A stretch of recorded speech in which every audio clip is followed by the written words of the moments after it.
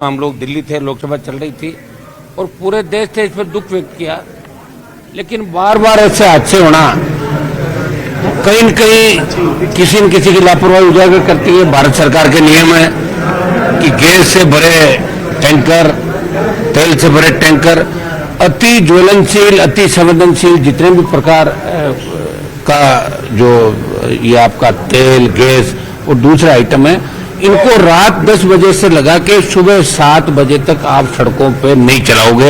ये नियम है भारत सरकार का। और पहले भी कई बार मैं धन्यवाद दूंगा मीडिया का कि आप लोगों ने नियम बताए, वापिस छापे आपने, ये नियम होते हैं, एक्सपर्ट व्यू आपने छापे।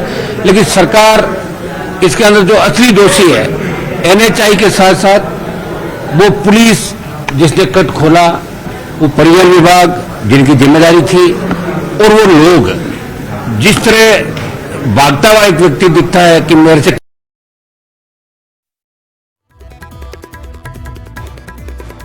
ये इस तरह की तस्वीर छपना इस बात की ओर इंगित करता है कि अपन देश ये 75वां जो मना रहे हैं पर्व आजादी का, मुझे लग रहा है कि ये इस तरह की आजादी अभी होगी। आज भी करोड़ों लोग इस देश के अंदर भूखे सोते हैं। जब कुछ बात होती है, मैं मीडिया का धन्यवाद दूंगा कि आप लोग जब इस मीडिया ट्रायल बन जाता है, मीडिया जब चीज के पीछे पड़ता है, निश्चित रूप से 2, 3, 5 दिन सरकार की नींद खुलती है। इससे पहले भी जो IOC के गोदाम के अंदर आग लगी, और उससे पहले ये बुमरा के अंदर जो गैस त्रासदी हुई जोधपुर के अंदर, 4 दिन की बात चलती है। आज 50 से ज्यादा गोदाम जयपुर शहर के अंदर होंगे, लेकिन 2 दिन में कितने गोदाम पकड़े, ये किसी के पास हिसाब किताब नहीं होगा। मैं मांग करूंगा राजस्थान की सरकार से, इस पूरे मामले की CBI जांच कराए सरकार कि इसमें आखिर किनका दोष था जिसकी वजह से दुर्घटना घटी। और इसके अंदर जितने भी लोग हैं, चाहे IOC के लोग हो, चाहे दूसरे डिपार्टमेंट के लोग हो, रात को कैसे ये टैंकर चल रहे थे, उन सब पे कार्रवाई हो। मैं तो ये भी कहूंगा कि स्थानीय नेताओं को भी अगर कहीं भूमिका दिखती हो, भाई कट खुलवाने में किसी नेता का योगदान है, तो CBI उस मामले की भी जांच भी करे, ताकि दोबारा ऐसी घटनाओं की पुनरावृत्ति नहीं हो। और दिल दिलाने वाली ऐसी घटनाओं की वीडियो हमारे बच्चे देख रहे हैं, महिलाएं देख रही, किस तरह का हालात है 4 दिन से, ये किसी छुपे नहीं। चूंकि मैं मरीजों से नहीं मिलूंगा, और बड़ा दुर्भाग्यपूर्ण है कि 13 से ज्यादा मौतें हो गई और अभी 23 से ज्यादा लोग गंभीर झुलसे में SMS अस्पताल, जो हमारा बड़ा अस्पताल है, चिकित्सक इलाज अच्छी तरीके से कर मैं देख रहा हूं। और कोई हम पॉलिटिकल माइलेज लेने यहाँ नहीं आए, हमारी इच्छा थी, पहले दिन से हम लोग लगे और आप लोग भी लगे हो, इसलिए मैं एक बार अटेंडेंट जो है उनको यहाँ ना बुला के मैं अटेंडेंट से मिलने वार्ड के बाहर तक जाके आऊंगा। और मैं 50 लाख रुपए सांसद कोष से बर्न यूनिट के लिए आइंदा से ऐसी घटनाएं नहीं हो, भगवान करे हो भी जाए तो मेरे MP कोटे से 50 लाख रुपए देने की घोषणा करता हूँ SMS अस्पताल को, जो हमारे राजस्थान का सबसे उत्तरी भारत का सबसे बड़ा अस्पताल है। और देखिए, जिम्मेदारी तय कभी होगी नहीं, मैं तो भजन लाल जी की जिम्मेदारी मानता हूँ इसके अंदर। जब से भजन लाल जी आए हैं, ये राजस्थान पता नहीं किस दिशा के अंदर जा रहा है। और एक हादसा नहीं, कितनी बार हादसा, भजन लाल जी खुद का आप देखे हादसा, उस दिन अगर वो सुरेंद्र सिंह और वो नहीं आते तो हो सकता कि गाड़ी इनकी गाड़ी के अंदर पड़ जाती। मुख्यमंत्री के साथ कितनी घटनाएं होगी। तो भजन लाल जी ने शपथ लिए, मुझे लग रहा है कौन से योग नक्षत्र थे जिसमें इन्होंने शपथ ली, और इस राजस्थान को ही भुगतना पड़ेगा, कितने टाइम तक भुगतना पड़ेगा इसका मुझे नहीं पता।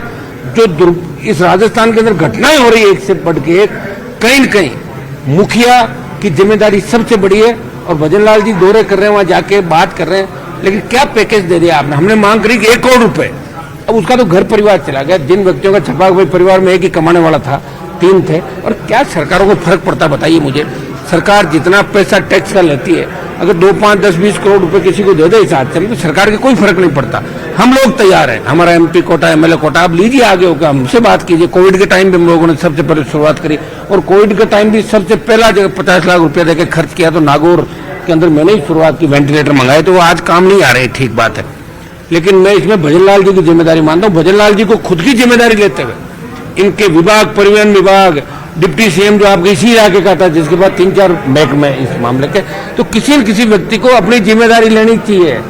और भजन लाल जी राजस्थान के लिए अशुभ है, ये मैं कहना चाहूंगा। आगे पता नहीं क्या क्या घटनाएं होगी, ईश्वर बचाए इस राजस्थान को, मैं यही कहना चाहूंगा। जांच कमेटी बनाई जाए, उससे पूछिए, आप सुनिए, देखो हम सड़कों में निकलेंगे जल्दी, 1-2 दिन के अंदर बड़ा जो राजस्थान के अंदर घटनाएं हो रही है, इसको लेकर किसी को लड़ना पड़ेगा। कांग्रेस भारतीय जनता पार्टी की गोद में बैठ गई, सरेंडर हो गई, क्योंकि कांग्रेस के लोगों ने जिस तरह पेपर लीक कराए, जिस तरह की घटनाएं घटी, कांग्रेस वाले आंदोलन की बात करते, BJP वाले कहते तुम्हें अंदर करा देंगे, चुप हो जाते हो, घर बैठ जाते जाके।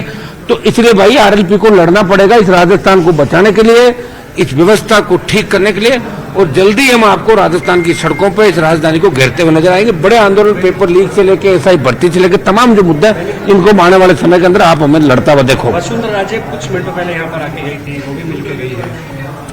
वो तो मिलके गई तो आपने पूछा होगा, मुझे तो नहीं पता। मुझे तो ये भी पता नहीं वसुंधरा जी कहाँ है कहाँ नहीं, मुझे इसका भी पता नहीं फिलहाल।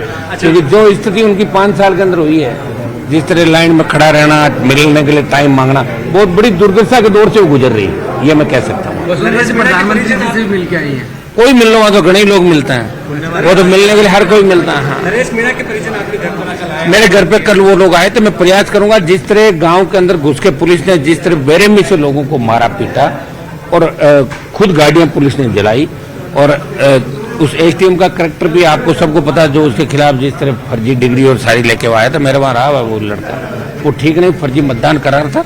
हाँ ठीक है, कानून हाथ में नहीं लेना चाहिए, ये बात ठीक है, और मैंने इसलिए कहा था कि मेरे वहां वो गलत काम करके आया था, वहां पे इलीगल माइनिंग करवाता था खड़ा रह के, और इसमें हम लोग प्रयास करेंगे एक बार जेल के अंदर जो बंद लोग हैं समरावता गांव के, उनको हम जमानत मिले बाहर लेके आए, और झूठे मुकदमे जिन पर दर्ज किए वापस लिए, दोषी पुलिस अधिकारी है तो उन पे भी उनके खिलाफ कार्रवाई होनी चाहिए। मीणा समाज के नेता जो सरकार के अंदर है, वो भी वहां गए थे। मैं उनको भी कहना चाहूंगा कि जब वो सत्ता के अंदर नहीं होते तब तो सरकारों से मांग करते हैं, और जब सरकार के अंदर बैठे हैं तो अपने समाज के साथ साथ किसानों की पैरवी भी करें, और जब सरकार में है तो फिर मांग क्या करनी है, हाथों हाथ आदेश कराने चाहिए। सरकार कोई मांग थोड़ी करती है, मांग नहीं करे और मांग करे फिर बाहर आ जाए सरकार से, अंदर बैठ के क्या मांग कर रहे हो आप। 29 को आंदोलन भी है, उसके लिए आज बात करेंगे आंदोलन के अंदर 29 वाले में। मैं तो उनके साथ हूँ पहले दिन से, आपने मेरे बयान देखे होंगे कि मैं नरेश मीणा के परिजनों के साथ हूँ। उनका बेटा, उनका भाई कल आए थे, और लोग भी आए थे, नौजवान सारे।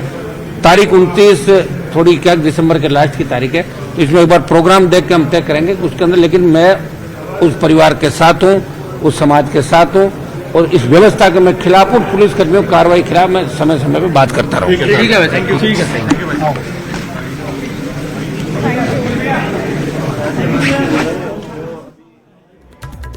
और उन्होंने राजनीतिक तौर पर भी प्रतिद्वंदियों पर निशाना साधा है, सरकार पर भी निशाना साधते हुए दिखाई दिए हैं।